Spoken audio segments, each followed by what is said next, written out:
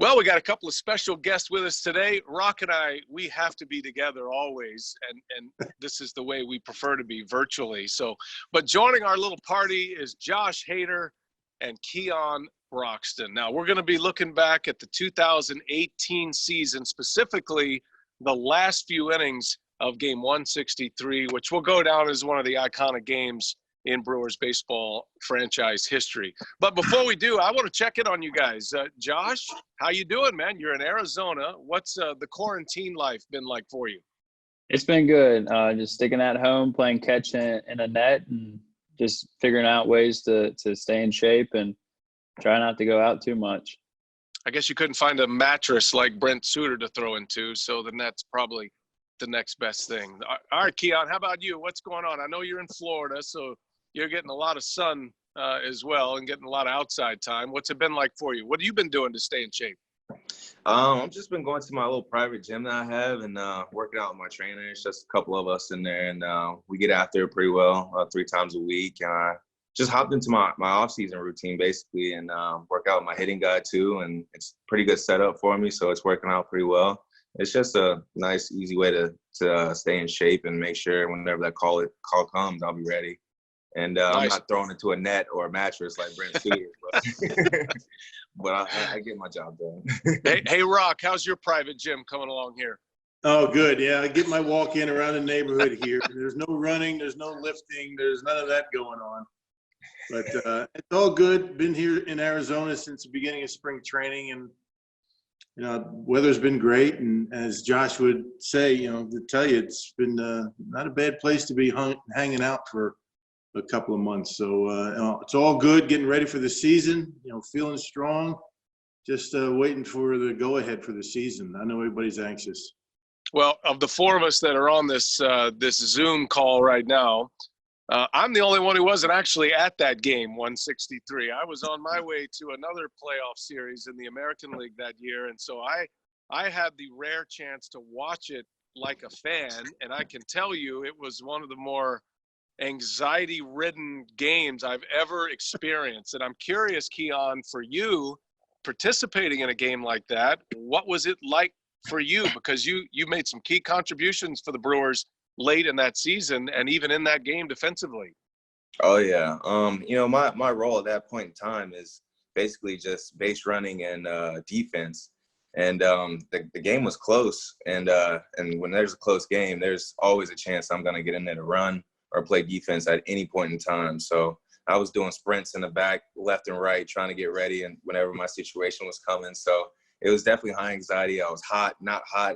It's almost like I'm in the bullpen, So I was just doing a lot of things to stay ready, and my time came to go play defense. I was ready for it. Yeah, it's interesting because I was kind of a bystander in that game, and I was actually in the TV booth. Our visiting TV booth with Matt Vasgersian and A-Rod, who are going to do the wild card game. And Matty called me and said, hey, we want to sit down with you. We want to get as much on the Brewers as we can, assuming that the Brewers are going to lose that game. And I said, well, you might, as the game went on, I said, you might want to go over there and find Len Casper and maybe see if you can get some information on the Cubs, because you're going to be staying here. But it was an amazing day. And I want to ask Josh, you guys went on such an incredible run in the month of September. I mean, you guys went, 19-6. It all started with a Keon Broxton, home run late in the game in Washington. You guys were on an incredible run. Got to that game 163. What was the sentiment of the team going to Wrigley Field for that one game? What were you guys thinking? I mean, honestly, that's like the best scenario that you can possibly have as a baseball player, and especially as a Brewer, because I mean, you got the Cubs. I mean, that's a rivalry that's always been there. And to do it at Wrigley, I mean, obviously home would be great, but there's something about that stadium and being in that position where their fans absolutely dislike you. And it just gives you that sense of urge where you just want to just do everything you can possible to shut them up. And I think that was one of the things that really you feed off of a lot as a ball player. It was awfully quiet at Wrigley Field throughout that game. I think those Wrigley Field fans kind of knew something not good was going to happen. But let me get you back to the beginning of the season that year, where you guys started out against the Cubs 1-8.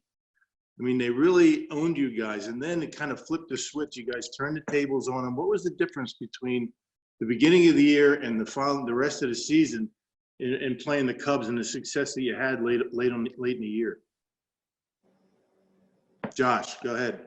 I think it's really staying within ourselves and not trying to do too much. I think at the end of the season, that's where we really found that gel, and we really connected at the best we could possibly be connected as a team. And I think everything was going right at that time. Key hits, key pitching, key outings going in, and you just continue to build off that each and every day. It's just it's definitely contagious. Yeah, Keon, walk us through your role in that month of September. We talked about that home run that you hit in Washington, a game winner. Like I said, that was the first game of a 19-6 run for you guys, and ended up getting to the game 163. Talk about your role and how you were able to contribute in that month of September. Yeah, I think just coming up, being brought back up, I just had some pretty big shoes to fill. I think Yelly, Kane, and Braun were both out at that time, and so I had some pretty big shoes to fill. But at the same time, I just knew I just had to come in and play my game, and everything else take care of itself. And I just wanted to do something to help the team out, just make sure I do my part and keep the guys right where they were. I didn't want to try to do too much, just keep them right where they were, because they were doing a great job as it was. And, I came up in a big spot, and I told myself that I need to get a job done here for the boys. And got a good pitch to do, put a good swing on it, and went over the fence. And from that point on, I think my energy coming back into the dugout, because I was telling guys before that, I got to get something done for the boys. And my energy coming back from then, it just kind of took off for the rest of the season. And that's just my part. I don't know if that's Rock's elbow or if that's an actual dog barking. Hey, let me Welcome. Whose dog is that? Welcome him to the party. Who is it? I'll be right back. Hold on. This is unscripted. I love it. We can keep going. That little dog makes more noise than any dog I've ever heard of. But all right, so here's the thing, that this is what I love about baseball. It's what I love about sports in general. Josh, you're on the rise. You're an all-star closer at this point. Like, your career is taken off. Keon, you're up and down from the minor leagues, AAA, to the big leagues. Like, you're still trying to get footing. You've been in the big leagues. Like, you've had that taste. And yet both of you share a moment. Obviously, Hader on the mound, Broxton makes the final out. But I want to hear from both of you about this, because I think the mental side of all of this, especially in the game of baseball, which has so much failure in it, I think kids can learn a lot from you guys. Keon, I want to start with you, and then Josh, I want you to pick it up. But the mental side of the game, and how to keep yourself ready to compete when you go from a AAA stadium where it's not where you want to be in the big leagues. Not only are you in the big leagues, you're at Wrigley Field and you're in a moment. And by the way, Keon had a huge home run in the clinching game against the Colorado Rockies in the postseason. So, I mean, you're thrust right into these special moments after going through such peaks and valleys through the regular season. We'll start with you, Keon. Well, you pray. You pray. You pray, and you trust your abilities, man. You've done the work all through the year, and you've had big moments in the past where you've done a lot of good things at the highest level. So you trust that. You trust your ability to go out there and do it, and you try to just relax and stay within yourself and know and be confident in yourself that you can go out there and do it. It's definitely something that can eat you up. It's eaten me up before. I've let it beat me up. I can't say it hasn't, but you find ways to get yourself back, and you get yourself back mentally to where you can go out there and perform at your highest level every day. And it's definitely a process. You definitely have to do a lot of self-talk. You even have to go back and look at some of the old moments that you already had, and then you just take that into your work every day, and day after day you'll get back to being the person that you were before. And that's just the way I've taken it. I've always been like, bad things are going to happen regardless of what's going on, you know. So you just have to really realize that everything can always change in a snap, in just a second, and it could all be better. And you just kind of feed off that and take one step at a time, one moment at a time. You know, you don't look too far ahead. You just, you know, control what you can control. And by the course of the season, it always turns out pretty well. How about you, Josh? Yeah, honestly, that's the biggest thing is for me is knowing that you can only control what you can control. You know, everything else elsewhere, like from once I release that ball, it's out of my control. You know, so that's one of the biggest things. It's like, you know, you do your job right there in that moment, and you don't worry about that pitch before or after or anything like that. Just continue to stay within yourself. And I mean, you have so many repetitions where you're doing these things, whether it's, you know, working on this pitch, you know, delivery, or just simply just throwing strikes. And, you know, that's one of the things where a lot of people try to do too much in those situations because they don't trust their process that they had going into that game or going into the season. Yeah, it's interesting, guys. I want to get to the 8th inning now. Okay, so you're in the bullpen. You know, Corey Knebel pitched the 7th, correct? Correct. Corey was in the 7th. Now you're getting up. Now, do you figure you're going to be getting into the 8th regardless, or didn't you know that at the time? Did anybody say? Honestly, I don't think I knew. Obviously, before that inning, they told me to get ready, but going into the game, I didn't know when I was going to be brought in. You know, that was a time where it could have been really the game dictates what, and so does the lineup on where I'll go. And, you know, that was one of the times where we scored 2 runs in the 8th, and, you know, big hits from Santana, Arcia, I want to say Braun. I might be missing somebody too, but that was one of the big innings, and we ended up taking that 2-run lead. Yeah, it's amazing, though. That was the 7th time that year in that game at Wrigley Field that you had pitched 2 innings for a save. I mean, when you go into the game with a lead in the 8th inning, knowing that you have to go the 8th and 9th, is the mentality a little bit different for you as opposed to just going in for 1 inning? You know, there's a lot of things that kind of go in there mentally, but at the end of the day, I mean, you're trying to throw strikes. You're trying to make sure that you make your pitches, not trying to leave too many mistakes. You know, that's one of the biggest things. It's when you have that 2-run lead, that gives you that ability just to kind of calm you down a little bit more. I mean, obviously, when a 1-1 game, you have more of a high risk reward kind of thing where, you know, maybe there's a pitch that I want to throw, but, you know, it could get me in trouble if I make a mistake. And when you have like a lead like that, you take those chances. I mean, really anytime you take those chances whenever you can. Well, this is something I want to ask all 3 of you guys, actually, because, Rock, you were part of a pretty famous team in 1987, Team Streak they called it, and we've been seeing a lot of those highlights played here recently where you guys started off winning 13 straight. You had this amazing run. And Josh and Keon, this particular team in 2018, you guys went on a fantastic run. Rock gave you the numbers, not just, you know, at the end there when you won. That was your 8th straight win, that game 163 to win the division, by the way. But it really started in September. And I'll start with you, Rock, but I want to know, like, what's the feeling? Because I think people think that there's these rah-rah speeches, and that just doesn't happen in baseball. It's almost like every man has to go through their own process. But, Rock, you were part of a team that was on a great run.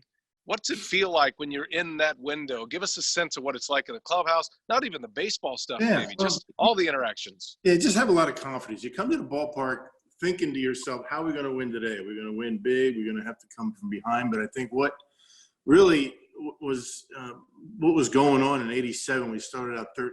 It was somebody different every day coming up with a big hit. 1 through 9, Dale Swain, the number 9 hitter, had a huge year at 97 RBIs. You know, Paulie and Robin were doing their thing, Gantner, you know, Greg Brock. It seemed like it was somebody different every day that was coming through and helping the team win, whether that be a great defensive play, whether that be a big, you know, a start from somebody you don't really expect, you know, guys, you know, coming out. Who would have thought Juan Nieves would have thrown a no-hitter in that stretch. So he was a young guy, second year, and really, he threw the ball, but, a lot of times didn't know where it was going, but he was on that day. So everybody in the major leagues has an opportunity to really participate in a big way.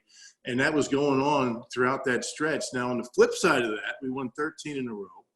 And in the month of May, we lost 12 straight.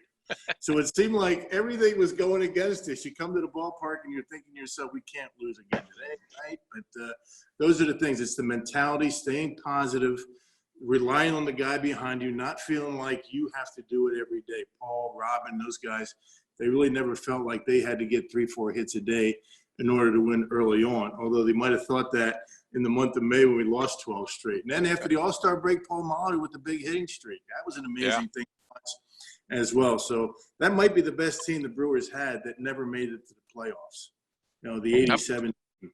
And it was a lot of fun being a part of that. It was you laughed, you cried, you were a part of it. April was great, May was horrible, and the rest of the season was pretty nice. So, it's just a confidence knowing that if you don't get it done that day, somebody else is going to be able to get it done for you.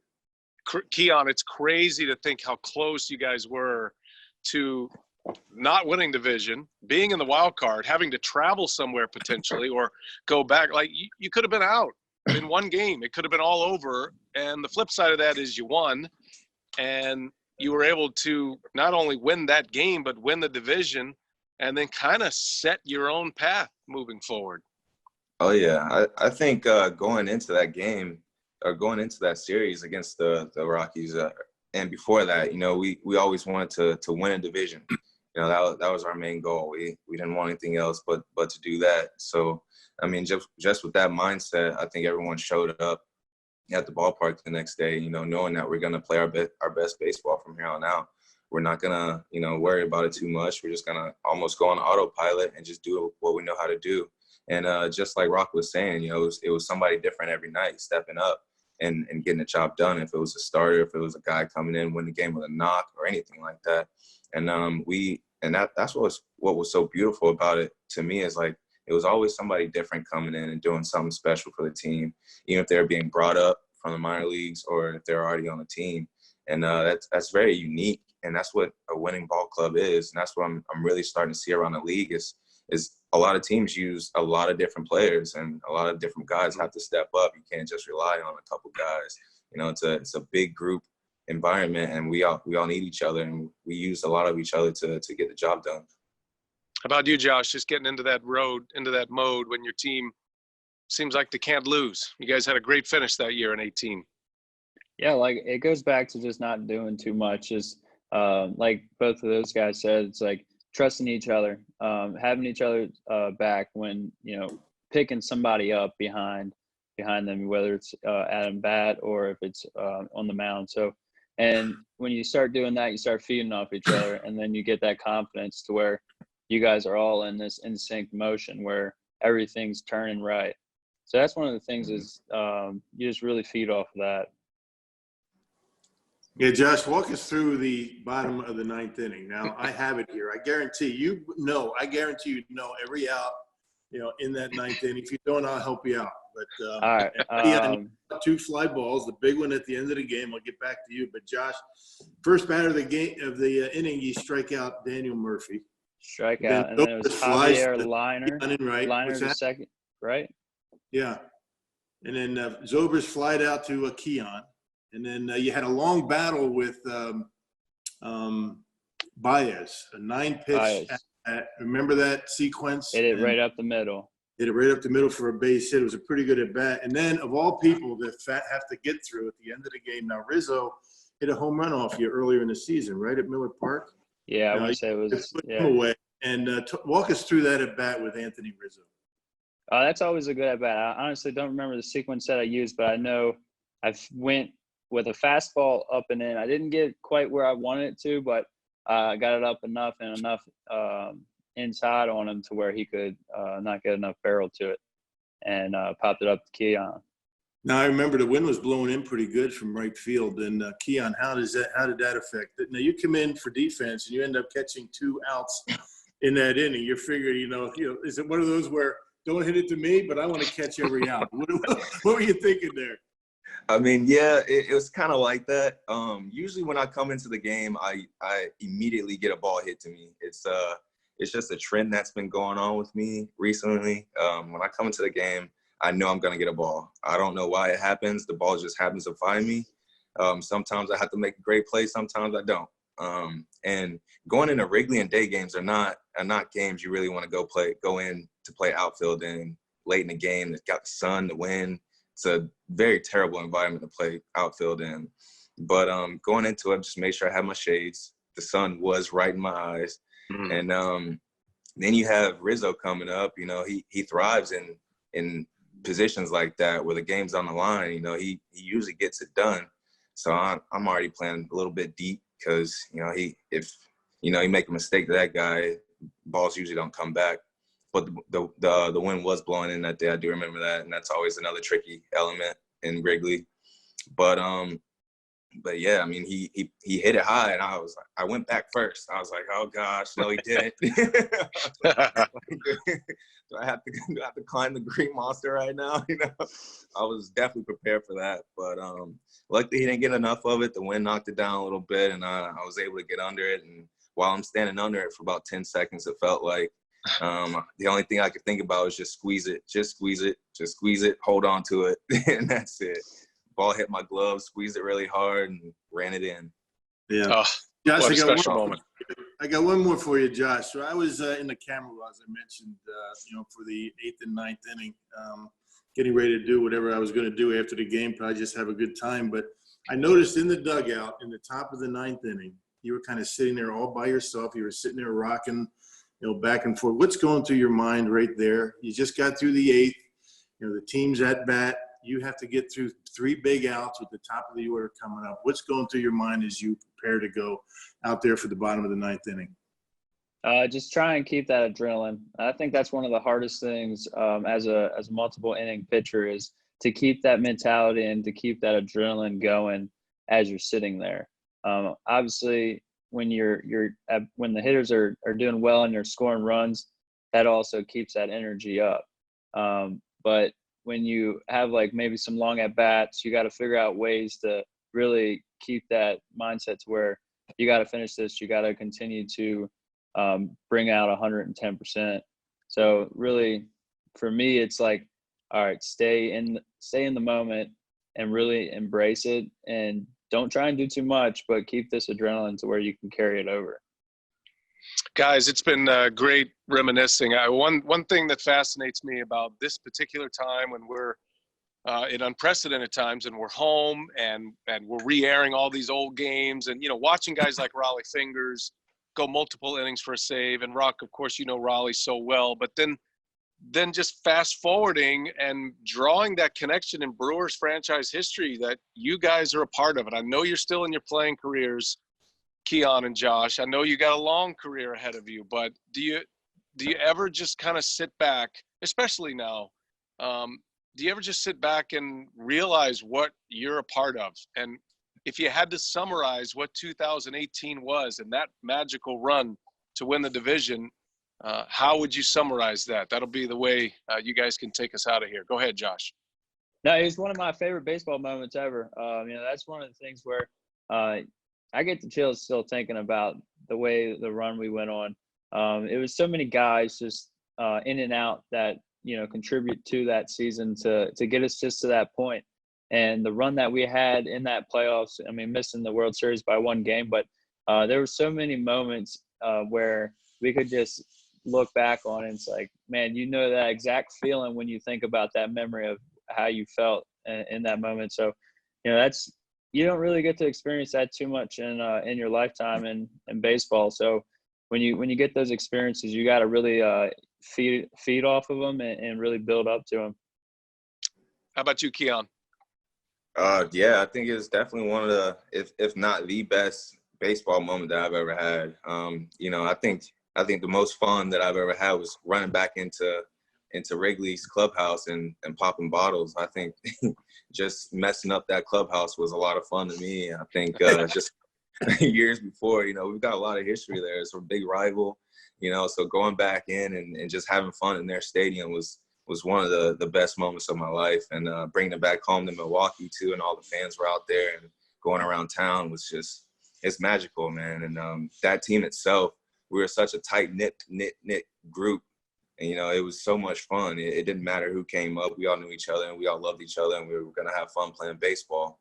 So it was just, it was an unbelievable year. I'm blessed that I had the chance to get to play in a couple playoff games and get a playoff homer and catch the last out. You know, it's definitely magical. And I still get chills too when I think about all the moments back then and the things that happened, and knowing that we're playing on game 163, like no one else is playing. Everyone is watching this game, and they're either waiting to play us or what. And I just thought that was one of the coolest moments of my life, where it was just us and them, and we're moving on, and they're not, and we're gonna push it as far as we can. And we came one game away. I mean, one game away.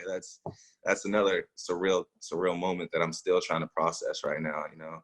And always hear about guys that never ever made it to the playoffs, and you know, that really hit me, because you know I played in the playoffs, and to know that some people may not ever make it there or haven't ever made it there is you know, it's unbelievable to think that I've actually been there before. And it was just a great team, great time, and had a lot of fun. I'll never forget it. Well, we're glad you're back with the Brew Crew. Rocca, you and Bob Uecker are the two that can stitch together the generations. What's your summary? How do you look at 2018, especially that game 163? Yeah, I was one of those that you know, I played 8 years and never made it to the postseason. We had that 1987 run at the end, no wild card. But I remember, I forget what year it was, when the Brewers ended the season in Pittsburgh at 500. This was a few years ago, and I had tears running down my eyes, because there were so many years where the Brewers, you know, 102 losses or 106 losses, and you know, in 2002, I think it was. But you know, the last 2 years, you know, covering this team have been, you know, worth every bit of the pain that everybody, you know, Brewer fans all over had endured for many years. But it was an incredible thing to watch. I mean, you know, Josh Hader, what he's been able to do in his career has been something special I've never seen before. And Keon Broxton, I will say this, one of the most impressive things that I remember about that celebration at Wrigley Field is you busting a move on that table up there. You were there. Unbelievable, man. That was good. That was amazing. I had to. It was calling my name. I had to do it. You practice that, or does that just come natural? Hey man, you can party. You can party, man. He's a fun sneaky. Dude to party with. He's sneaky. Yeah. Well, guys, this has been great. Thanks for spending a little time out of your day. I know you're trying to keep everything put together so you can be ready when and if there is a season. We really appreciate you guys spending some time with us here. It's awesome to check in, to see your faces, to see your smiles, and hopefully we can be entertained by your talents on the baseball field real soon. Thanks for being with us. Great job. Thanks, guys. Absolutely, guys. Thank you. Good to see y'all.